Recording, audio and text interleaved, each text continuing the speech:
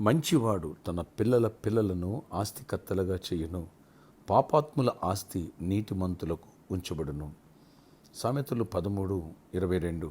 Praise Jesus. ఈరోజు June 9th Monday. Good morning. పరలోకనేసు సంఘ బిడ్డలందరికీ, ఆత్మీయులకు, దైవజనులకు, ఇతర రాష్ట్రాలు, ఇతర దేశాల్లో ఉన్న మన ప్రియులకి ఉదయకాలం మందు తప్పక ఈ ప్రార్థనలో ఏకీభవిస్తూ ఈ ప్రార్థనలో పాల్గొంపుల ప్రతి బిడ్డపై దేవుని కృప, దేవుని దీవెన, ఆశీర్వాదాలు ఉండునుగాక. ఆమేన్. మంచివాడు అనగా దేవుని నమ్మినవాడు, నీతిగా యథార్థంగా అడుగులు వేసేవాడు, తన పిల్లల పిల్లలను ఆస్తికర్తలుగా, పరలోక రాజ్య సంబంధమైన ఆస్తిని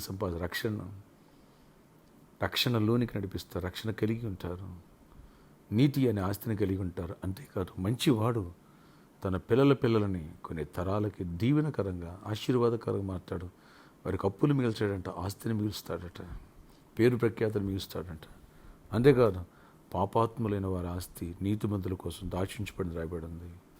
ఎస్, పాపాత్ముల ఆస్తిని నువ్వు పొందుకోబోతున్నావు. దేవుడు నీకు అలాంటి కృపగల డోర్స్ ఈరోజు ప్రార్థనకి బిడ్డల కోసం దేవుడు దాచి ఉంచాడు. ఎస్, కనాను దేశంలోనికి ఇజ్రాయెల్ ప్రజలైనప్పుడు అక్కడ కనానులతో కట్టినటువంటి పురములను, తోటలను,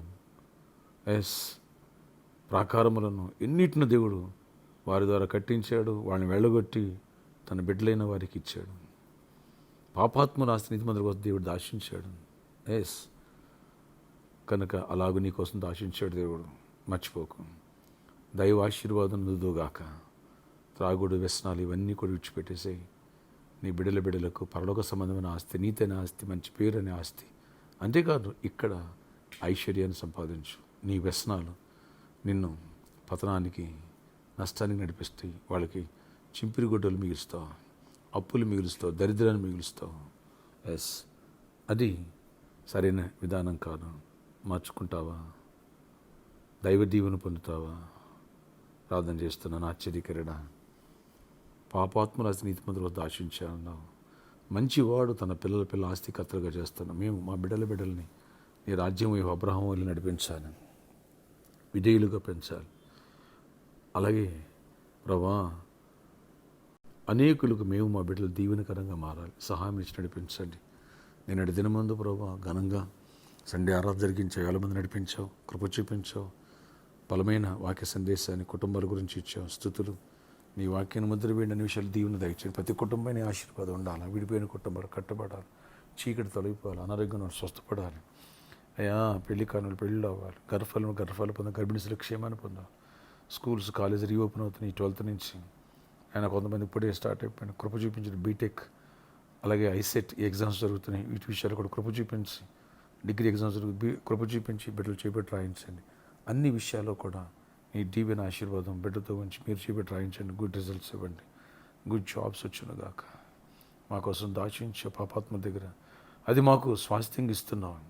నీ బిడ్డ ఇజ్రాయెల్ని తీసుకెళ్ళి ఎలా కానాను దేశాన్ని ఇచ్చావో, పాలు తెలియని దేశంలాగా అలా మాకు ఇవ్వండి. కృప తిరువండి, కార్యాలు చేయండి, చీకటికి లయపరచండి. ప్రతి వ్యాధిని గర్జిస్తూ, మరణకని వ్యాధిని గర్జిస్తూ, ప్రతి నొప్పిని యేసు నామములో స్వస్థత కలుగునుగాక.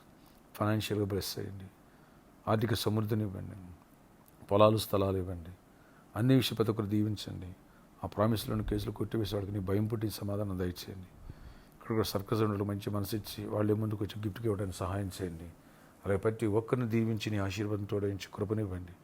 అయ్యా, వెనకైన గార్డెన్ ఓనర్స్ని, యాజమాన్యం కూడా దీవించి ఆశీర్వదించండి. మా అవసరాలు తీర్చండి. మీరు ఎక్కడంటే కాయండి.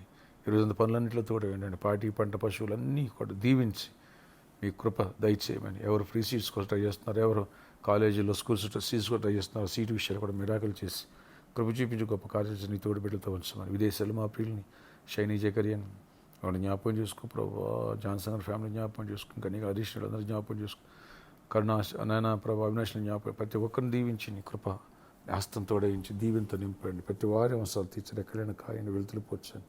పరలోకనిసం నాయన సంఖ్య పెరగాల, స్ప్రెడ్ అవ్వాలి. కొందరు ఊర్లో ఇంకా రాలేదు, వాళ్ళందరూ క్షేమంగా ఎదురు రావాలా. సంఘాన్ని ఎవరు దూరం కానివ్వకూడదు. కొత్త ఆత్మను జాయిన్ అవ్వాలి. అన్ని విషయాలు కృప దయచేసి గొప్ప కార్యాలు జయమునిచ్చి మహిమ చెందాలి. నీ తోడు మాతో నీ కృపాక్షేమాలు దయచేయండి. యేసు నామములో ఈరోజు బర్త్డే, వెడ్డింగ్ యానివర్సరీ బిడ్డలు దీవించి దీర్ఘాయుష్, కృపాక్షేమం, సమాధానాన్ని మహిమ చెందండి. యేసు నామములో ప్రార్థిస్తున్న తండ్రి, ఆమె. Happy birthday to you, happy anniversary.